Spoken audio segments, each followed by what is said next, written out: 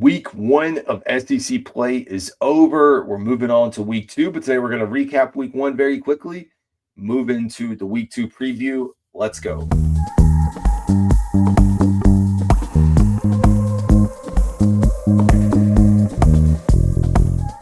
Welcome in, folks, to another edition of the Carolina Dad Show. We are going to jump right into things today and take a look at the week one recap for the SEC. Pretty easy to flow through some of this because a lot of these were some of the cupcakes, but we do have some big games on here that we'll talk about as we go through this. As we thought, Missouri taking care of business against Central Arkansas 61-6. I'm not going to spend any time on that game at all. Auburn, with a difficult matchup against Baylor, was able to get the job done. You can see there it was 17-10 at the half. Auburn put up 14 points in the third quarter, another touchdown in the fourth. That ended up being enough to pull out the win 38-24. Winning over a Power 4 opponent on the road to get the season started. I think any coach in college football would take that no matter who it is that you're going against. So good start for Auburn. I don't know that Auburn is going to be back to a version of Auburn that we, expect to be competitive. But the way Alabama played, maybe they're going to be better than Alabama at this point. We will see. Hard to tell. We get into our Saturday slate. Texas and Ohio State. Arch Manning's debut was underwhelming. No touchdowns in the first three quarters for the Longhorns. They had some opportunities. They couldn't do it. I mean, it was a top five matchup when you look at it. Again, number 1 and 3. Ohio State poured it out 14-7. Ohio State, it's a good football team. I think Texas is a good football team too. I'm not one that's in the camp to write off Arch Manning in Texas just yet. Very difficult environment for any team to go into week one and try to pull this thing off. Ohio State, probably a playoff team. So you're getting an early look at that.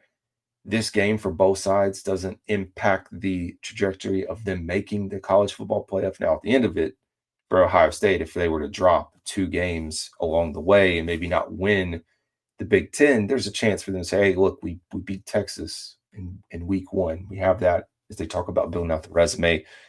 So underwhelming defensive performance for week one, only to put up 14-7. But hey, you take it if you are Ohio State. I think Texas, again, is going to rebound. I'm not writing them off just yet. LSU and Clemson. So I am one of those folks that when we talk about Brian Kelly, I'm just like, this guy can't do it. He doesn't have it. He was never able to do it at Notre Dame. He couldn't get over the hump. But look at him going into Death Valley, Clemson Death Valley, and taking care of business 17-10. 17-10. Went over Clemson. It was a close game. They were down 10-3. Came back in the second half, ended up squeaking away, shutting out Clemson. And, I talked about the back and forth with him and Dabo when we were doing the ACC breakdown earlier this week. For folks that have not seen it, there's Dabo talking about the teams grading out and, LSU getting a 62 and Clemson getting like a 58 or something. And Brian Kelly responded, in short, saying maybe you cut off the film, maybe you didn't want to watch it. But he, from his perspective, saw a team that dominated another team, speaking of LSU, dominating Clemson when he turned on that tape. And that's true. It doesn't matter how you get there. You shut out Clemson in the second half. You did what you had to do on the road. It is a tough environment. Like, it's not like Cupcake Mary's. The place was rocking, tons of people in attendance. And you got, again, it's very similar to Texas, Ohio State, starting out with a big matchup in week one. So for LSU, it does change, at least in the moment, my thought on how good this team can be. So we are talking about a team that can be competitive in the SEC and potentially win. That's where I see them now. It's week one. Maybe I shouldn't buy too much stock in that, but that's where we sit now. We know, for the sake of Clemson, that does not impact them when it comes to the ACC. I think that's part of the reason, like, for them, why would you ever want to leave the ACC if I'm them? Because your pathway is there. What if Florida State's better? Miami looks better. Probably going to be another sleeper or two underneath that can help compete or try to compete for an ACC title. But if I'm them, I'm not leaving or trying to leave the ACC. Georgia took care of business over Marshall, 45-7, shut them out for 3 quarters. Maybe one of the bigger upsets of the weekend, if you believe it, Florida State over Alabama. When I say believe it, I think Alabama was propped up a little too high at number 8 in the preseason rankings. But Florida State takes care of it, wins 31-17, dominates Bama, runs all over them. Getting quarterback for Florida State, Castellanos backs up his word, talking about Nick Saban not being there, and it's true. And I don't know when, and I'm sure it's already there's rumblings already happening in Bama. Bama doesn't lose like this, and at least from what we've come to expect. And I think they're 5-5 over the last 10. That's not good. It's not good for Bama standards. It's very similar. I always like to think about Carolina basketball and some of the fall off that they've had in years past. You can't have that. It's a top tier perennial program in the sport. When you look at the University of Alabama and what they've done over the last 2 decades, you're like, no, this is not normal business. So the seat, I think, is hot. The buyout is ridiculous at 60-ish million. So we'll see where that things goes. But I think Alabama is a beatable team on a lot of people's schedule this year, and they've shown that. It's not saying that they can't come around, but that's just what I see now.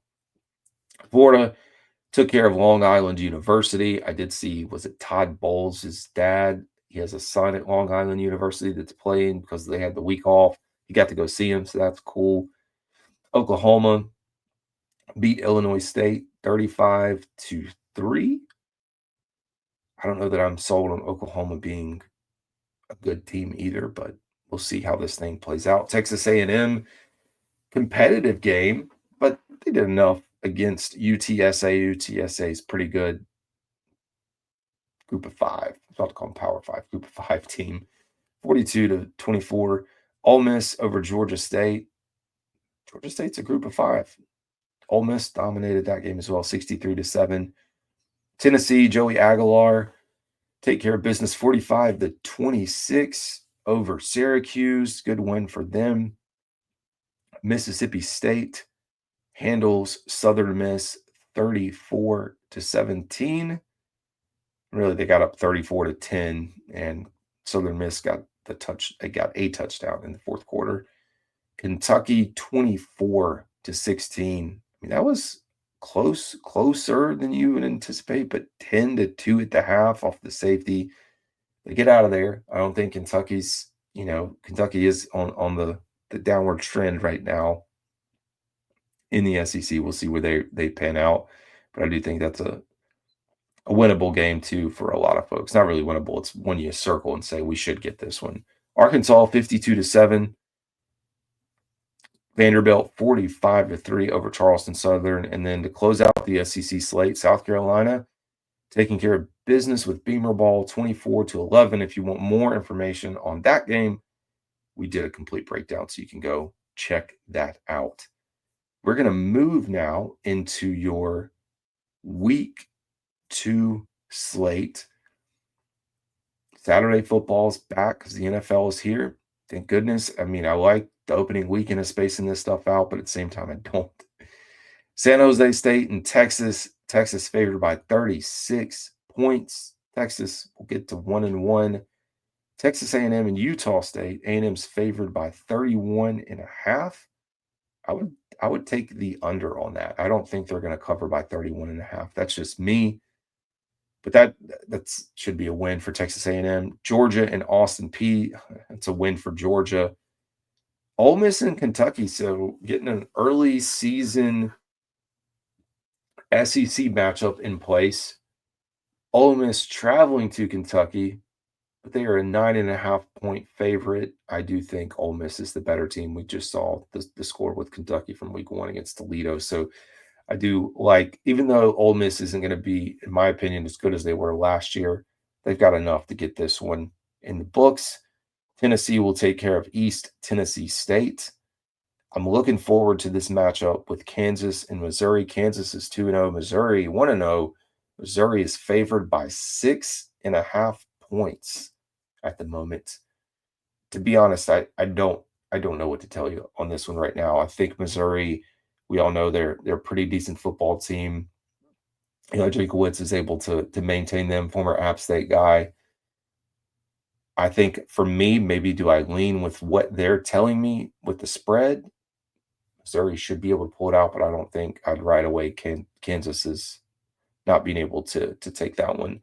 Florida and South Florida. A lot of people are hyped about South Florida. Florida, though, I think gets the job done. They're 17.5 point favorites. They should win that. Arkansas will take care of Arkansas State. South Carolina is up at number 10 in the rankings. Will take care of South Carolina State. That's easy. LSU over Louisiana Tech, another one. 37.5 point favorites. If you notice, when teams are playing FCS schools, they do not have the point spreads on here. So that's why you don't see it for South Carolina State. This is a really good matchup in my mind. Arizona State and Mississippi State. 6.5 point favorite for Arizona State, a top 12 team. I think Arizona State gets it done, but wouldn't be surprised if Mississippi State, the Cowbells, they're going to come out. They're going to be loud if Mississippi State is able to possibly sneak one out here. But I think Arizona State gets the job done. This is your game day, probably best matchup of the week. Michigan and Oklahoma. It's a weird matchup to me. I don't think Michigan is the number 15 team in the country. I also don't think Oklahoma's number 18. They're playing at Oklahoma. Spread is OU by 5.5 points. It's hard. I think I'd lean Oklahoma in this instance. I don't know. I don't know enough to one way or the other. It's just what we got now. Auburn and Vandy. Oh my gosh. Auburn and Ball State. If I can read, jumping down to Vandy. Auburn wins that one. Another big matchup. Virginia Tech, Vanderbilt. Virginia Tech going up against two SEC opponents in a row. Can they get over the hump? We know they were competitive last year. Should have beat Vanderbilt. They didn't. They had a chance. It kind of fell apart. So good, big matchup in Blacksburg. Home opener for them. I think there's a good chance Virginia Tech does win, but Vanderbilt, again, you got their quarterback. Got a chance to win. Alabama takes care of UL Monroe. And that does it for your week 2 recap. This is Carolina Dad. Y'all have a good one.